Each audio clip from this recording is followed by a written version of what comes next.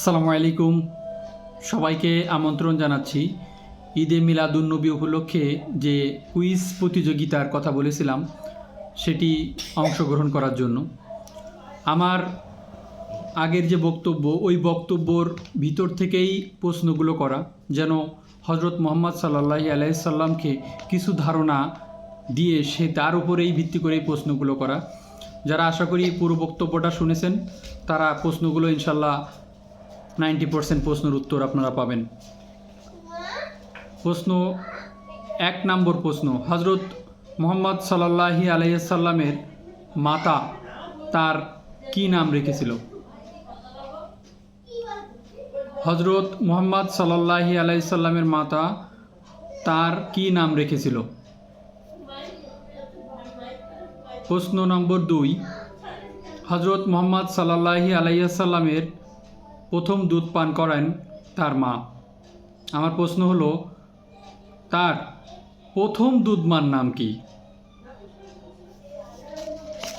প্রশ্ন নম্বর 3, তার বাবা যখন মারা যান, দাদার কাছে তার আশ্রয় হয়। তার দাদা কত বছর বয়সে মারা যান? অর্থাৎ হজরত মুহাম্মদ সাল্লাল্লাহু আলাইহি সাল্লামের বয়স কত যখন তার দাদা মারা যান? প্রশ্ন নম্বর 4, হজরত মুহাম্মদ সাল্লাল্লাহু আলাইহি সাল্লামের রওজা অর্থাৎ শরীফ কোথায় অবস্থিত? এই প্রশ্নটি আমার মেয়ে দিতে বলেছে, তাই দিলাম যে রওজা শরীফ কোথায় অবস্থিত।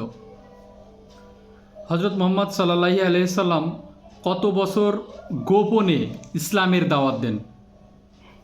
হজরত মুহাম্মদ সাল্লাল্লাহু আলাইহি সাল্লাম কত বছর গোপনে ইসলামের দাওয়াত দেন? প্রশ্ন নম্বর 6, হজরত মুহাম্মদ সাল্লাল্লাহু আলাইহি সাল্লাম প্রথমে কোথায় গমন করেন? তায়েফে না মদিনায়? এই 6টি প্রশ্ন, এই 6টি প্রশ্নর 5টি প্রশ্নের উত্তরই আমার বক্তব্যে দেয়া আছে। সবগুলো প্রশ্নর অর্থাৎ 5টি প্রশ্নের উত্তরই আপনারা ওখানে পাবেন, একটি প্রশ্নের উত্তর ওখানে পাবেন না। তাই বক্তব্যটা সুন্দরভাবে শুনলে আপনারা সব প্রশ্নের উত্তর পেয়ে যাবেন। 5টির একটা প্রশ্নের উত্তর হয়তো আপনারা পাবেন না।